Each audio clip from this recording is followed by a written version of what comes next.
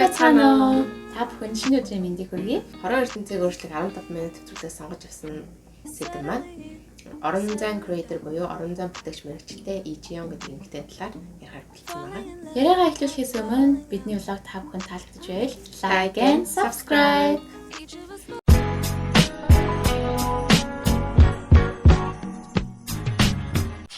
Юуны өмнө та бүхэнд Ижион эмэгтэйг танилцуулъя.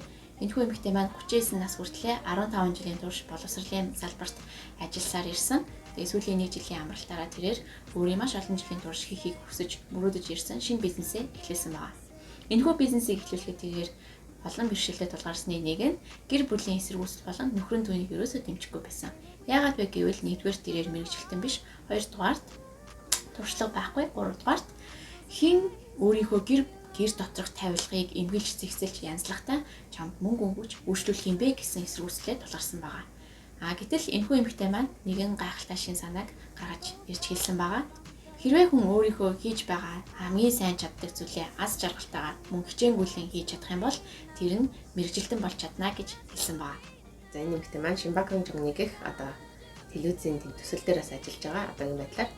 Тэгээд хийдэг зүйл нь болохоор ханны цаасыг огт солихгүйгээр дээрэс нь нэмж тавилга авахгүйгээр өөрийнх нь байгаа тавилгын байршлыг өөрчлөөд тэр гэрийг дахин шинээр ингэж тийм зүйл хийдэг байгаа. Ижион сүүлийн 4 жилийн хугацаанд 1300 гаруй айл өрхөдөд өөрийн үйлчлэгийг хүргэсэн. Өргөх явцдаа тэрээр өөрийн туршлага дээрээ үндэслээд олон ойлголт болон дүгнэлтийг хийсэн байгаа. За энэ дундаа юу вэ гэвэл хүн альва өөрийн гэрийг дүүрэхээс илүү тэр орон зайг багасгах тусам гэрт нь шинэ орон зай үүсэж тэр хэмжээгээр шинэ адал явдал болон шинэ аз жаргалууд бас хүний амьдралд орж ирдэг гэж хэлсэн байгаа. Үүгээрээ тэрээр хүний амьдарч буй гэр болон тухайн хүн өөрөө түүний амьдрал мөн бодол санааг төлөөлөх боломжтой юмаа гэж харсан байгаа. Жишээ нь түүний нэгэн үйлчлүүлэгч өндөр настай эмээгийн охин нь өөрийн ээжийн гэрийг цэвэрлүүлэхээр ажлын санал тавьсан байгаа. За ажиллаа хийхээр гэрт нь очсон боловч эмээ өөрийн залуу насны маш олон жилийн хугацаанд амжилт гаргаж цуглуулсан шагнал, өргөмжлөл болон олон эд хогшлыг хадгалсаар байгаад тэр эд хогшлуудын тоосон зэрэг эмээгийн биед эрүүл мэндэд нь маш сөргөөр нөлөөлж эхэлсэн учраас охин санаа зовж эхэлсэн. За тэгээд Ижион гэрийг эмгээлж зэгцэлэхээр өөрийн ажилдаа орсон боловч эмээгээс өөрийн өргөмжлөл болон шагналуудыг аяхыг хүсэхгүй байна гэсэн эсэргүүцэлтэй тулгарсан байна. Үүн дээр тэрээр ямар дүгнэлт хийсэн бэ гэвэл тэрхүү өргөмжлөл шагналууд нь ямар нэгэн өөр хин нэгэн хүнд үн цэнтэй зүйл бол ерөөсөө биш. Өөр газар аваач зарья гэсэн ч тэр нь ямар ч үн өртөг хүрэхгүй зүйл ч гэсэндээ тэр эмээгийн хувьд бол маш олон жилийн түүх дурсамжуудыг агуулсан үн цэнтэй зүйл юм байна гэдгийг ойлгосон. Тэгвэл зөвхөн тэр түүх дурсамж үн цэнийг энэ эмээд л үлдээхэд болох юм байна гэдгийг дүгнэлтэнд хүрсэн байна. Үүний үндсэн дээр тэрээр өргөмжлөл болон шагналуудын зургийн цомгийг бий болгож эмээд хадгалуулад үнэхээр эмээд та өөрийн залуу насны шагнал залуу насны ирч хүч залуудаа ямар гоё амжилт гаргаж ирсэн бэ гэдгээ эргээд санахыг хүсвэл та энэ зургийн цомгоноос харахад болно гэсэн саналыг тавьснаар эмээ хүлээн зөвшөөрч өөрийн хэрэггүй байгаа өөрийн эрүүл мэндэд сөргөөр нөлөөлж байгаа бүх эд хогшлуудаас салж зөв сонголтыг хийсэн байгаа. За энэ Ижион гэдэг эмэгтэй ажиллаж байгаа төсөл болох тэр Шинбакун жигнэг гэдэг нэвтрүүлэг дээр 3 төрлийн хайрцаг гардаг байгаа. Эхний хайрцаг нь бол хаях зүйлээ тэрхүү хайрцагтай. Хоёр дахьт нь хэрэгцээтэй зүйлээ. Гурав дахь нь болохоор яг хэрэгтэй гэсэн зүйлээ авч үлдэхээр тийм хайрцаг гаргаж ирдэг. Тэгээд эхний ээлжинд бол тухайн хүмүүсийн бүх эд хогчлыг ил гаргаж ирээд тэрнээсээ хаяхыг аюулаад авч үлдэхийг авч үлдүүлдэг.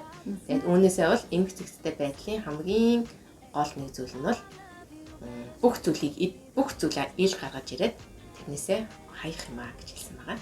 Миний хувьд бол ер нь өөрийнхөө эд зүйл хувцсыг бас ингэж ялгаж салгаж хаях тал дээр маш тийм бас сайн биш. Яагаад вэ гэвэл Монголын нэг зүрс зүгээд шүү дээ голсон юм голд орно гэж. Тэгээд яг ингээл хаях гад тэгэхээр дараа нь хэрэг болчих юм болоо.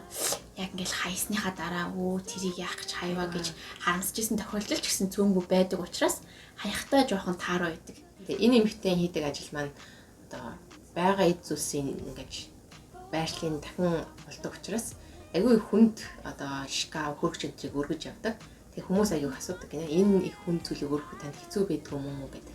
Тэгэхэд энэ нэмэгтэй маань хариуд нь одоо энэ хүнд эд зүйлсээс илүү нэг хүнд зүйл байдаг юм аа. Тэр нь бол хүний бодол юм гэж хэлсэн байгаа. Бид ч гэсэн өнгөрсөн хугацаанд одоо өөртөө таагүй санагдаж байгаа тэр хүнд бодлуудаа хаяад одоогийнхоо тэр шинэ аз жаргалтай бодлуудаар өөрсдийгөө дүүргэж амьдруулаас зүгээр юм болов уу? Гэр гэдэг бол хүний хамгийн их өөрийнхөө байдаг, бас амардаг, тэ маш их эрч хүчийг авч, энерги зэнэглээд гадагшаа гараад ажиллаа хийдэг. Тэр орчин бол бидний гэр байдаг. Тухайн хүний гэр нь уг хүний амьдрал, мөн түүний бодол санааг шууд төлөөлөх боломжтой юм а гэж харсан байгаа. Хэрэггүй зүйлсийг бид нэр эмгэлж зэгцэлж, түүнээсээ ангижснаар түүний оронд шинэ орон зай үүсч, тэр шинэ орон зайг бид нар илүү их аз жаргалтай шинэ бүхнээр дүүргэх боломжтой гэж үзсэн байгаа. Жүжигчин буюу нэг дуучин бүсгийн одоо гэрээг амтсан түүхийг ирсэн. Энэ дээр болохоор одоо тэр бүсгүй маань өөрөө зураг айгүй их дуртай. Тийм боловч ингээд нэг зай гарддаг болохоор зургийн тавирыг одоо тавих боломжгүй. Тэгэл зурх юмсан гэж бодоод яваад байдаг. Тэгээ энэ нэвтрүүлэгт оролцсноор одоо хэрэггүй зүйлүүдийг хайж өгснөөр одоо шинэ орон зай гараад тэрэнд нь энэ Ижион гэдэг эмэгтэй маань өөрийнхөө зүгээс энэ эмэгтэйдийн зургийн тавирыг одоо энэ жүжигчин бүсгүүдийн зургийн тавирыг бэлгэлсэн гэж хэлсэн. Тэгээ бүр тэр бүсгүй маань өөрөө би ингэ нэвтрүүлгийг үзэж байгаа тэр бүсгүй өөрөө бүр тэр зургийн хэрэгслийг харчаад өөлж ирсэн байхгүй юу? Ижион гэдэг эмэгтэй 15 жилийн турш өөрийнхөө хийхийг хүссэн ч хийж чадах болов гэсэн өөрийн айдсаа хайж, харин түүний оронд маш удаан хугацаанд хамгийн сайнаар дадал зуршил мэт хийж ирсэн юм эмхэлж зэгцлэх гэдэг өөрийн нөөц боломж бололцоог хадгалан авч үлдээд өөрийнхөө нөөц бололцоог бусдаа хуваалцаж тэ одоо тэгснээрээ бид нарт ч гэсэн үлгэр жишээ болж байна тий. Орон зай креатор буюу орон зайг үүсгэгч, бүрдүүлэгч гэдэг мэргэжлийг бид нэг ч удаа сонсож байгаагүй шүү дээ өмнө нь.